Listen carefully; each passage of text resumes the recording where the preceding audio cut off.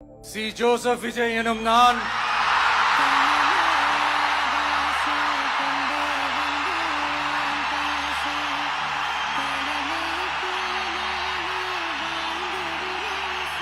சட்டப்படி அமைக்கப்பெற்ற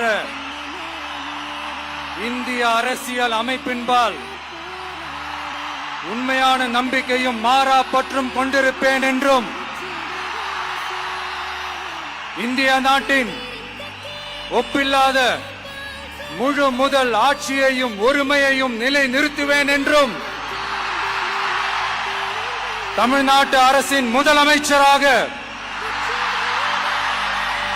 உண்மையாகவும் உளச்சான்றின்படியும்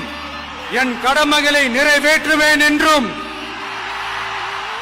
அரசியல் அமைப்பிற்கும் சட்டத்திற்கும் இணங்க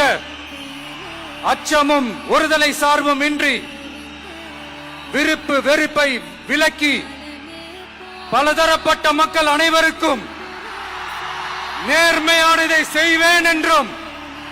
ஆண்டவன் மீது ஆணையிட்டு உறுதிமொழிகிறேன்.